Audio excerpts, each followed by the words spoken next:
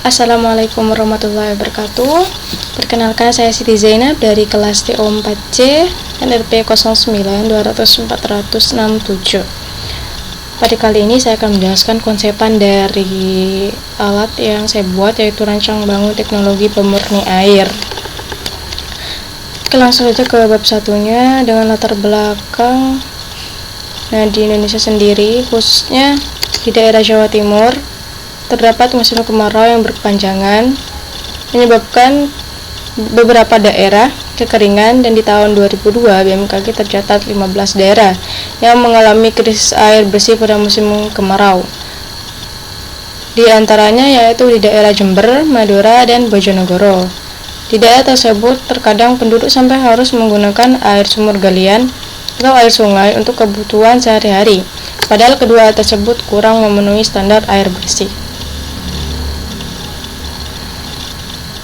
Kondisi di atas memerlukan solusi yang tepat pada wilayah Jember agar dapat memenuhi kebutuhan masyarakat terkait ketersediaan air bersih. Oleh karena itu, sebagai solusi dari permasalahan tersebut, maka perlu ada sentuhan teknologi pengolahan air yang murah dan sederhana untuk skala rumah tangga yang dapat digunakan secara mandiri oleh masyarakat itu sendiri. Oleh karena itu, perlu dilakukannya teknologi yang saya buat, yaitu teknologi pemurni air.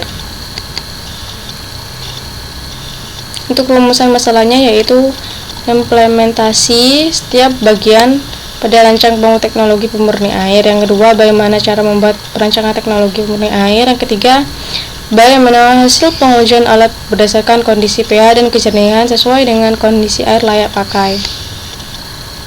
Untuk tujuan dari pembuatan alat saya sendiri yaitu yang pertama, satu, menciptakan prototipe alat yang lebih efektif dalam perancangan teknologi pemurni air. Yang kedua, bisa mengimplementasikan setiap bagian dari perancangan teknologi pemurni air. Yang ketiga, membantu mengetahui indikator kadar air yang dapat dijadikan sebagai salah satu referensi kelayakan air.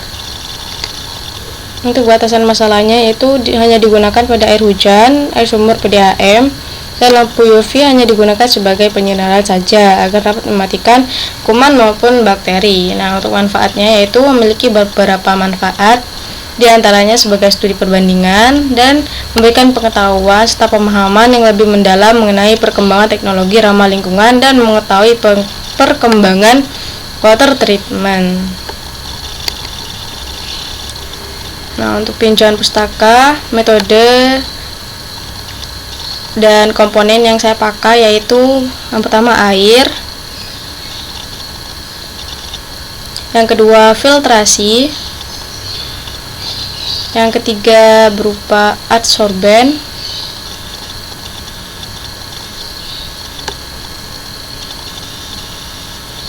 yang keempat berupa Arduino Uno,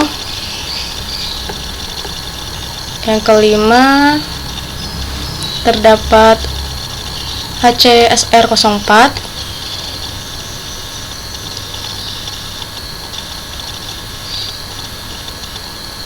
yang keenam ada LDR Light Dependent Resistor,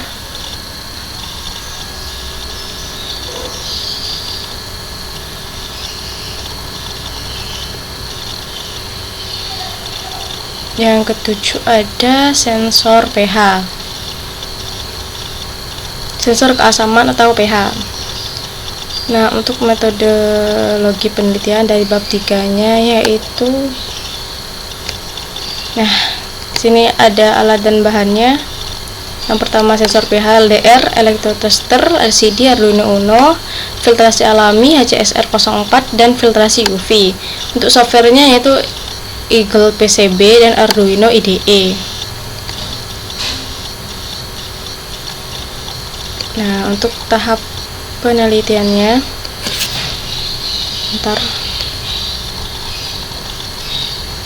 di sana terdapat diagram blok alat. Nah, pada gambar di atas dijelaskan pada kolom input terdapat masukan pH1 yang terletak pada bagian awal dan sensor pH2 yang terletak pada bagian akhir sebagai indikator pengambilan nilai tingkat keasaman pada nilai pH. Untuk sensor kejernihan satu yang terdapat pada bagian awal dan sensor kejernihan 2 pada bagian akhir yang akan mendeteksi tingkat kejernihan air yang menggunakan light emitting dioda, super bright serta light dependent resistor baik dari input dan output. Nah, untuk sensor level airnya menggunakan HCSR04 yang terletak pada bagian 1 dan kemudian pada bagian 2 filtrasi, dan yang terakhir pada bagian 3 mengukur dan kontrol level air agar menjaga air tidak meluap melebihi batas volume yang ditentukan. Dari semua sensor tersebut akan diambil nilai ADC sehingga dapat dikonversi sesuai keinginan. Nah, setelah mendapatkan nilai ADC maka diproses melalui Arduino Uno R3, kemudian masuk kolom output yang berupa LCD sebagai display hasil pembacaan nilai sensor dan relay yang digunakan untuk mengatur kinerja pompa 1. Ini pompa 1 pada tanda utama, pompa 2 pada bagian pertama, dan pompa 3 pada bagian terakhir.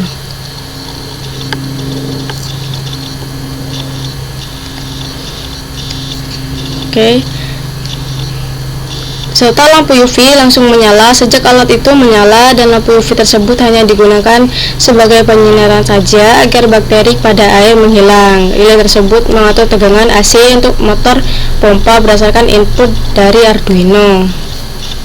Nah, untuk flowchartnya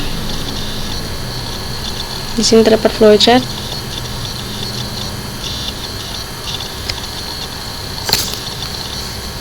Nah, pada flowchart di atas menjelaskan alur proses di mana dimulai dengan start awal, kemudian pada bagian inisialisasi. Pada inisialisasi tersebut terdapat inisialisasi sensor pH, sensor level air, sensor kejernihan, elektrolisa dalam kondisi on, pompa A dan dalam kondisi on, pompa B dalam kondisi off, pompa C dalam kondisi off, dan lampu UV dalam keadaan on. Setelah dilakukan inisialisasi, maka masuk pada proses di mana pada bagian 1 alat akan dilakukan pengisian yang akan dikontrol sensor level air 1. Kemudian dilakukan proses elektrolisa, pengecekan kadar keasaman dengan sensor pH 1 dan sensor kejernihan. Pada saat kondisi sensor level air 1 mendeteksi air masuk pada bagian 1 melebihi dari 20 cm, maka pompa A mati dan pompa B hidup dalam memasukkan ke bagian kedua. Jika kondisi itu belum terpenuhi, maka masih dilakukan pengisian pada bagian 1.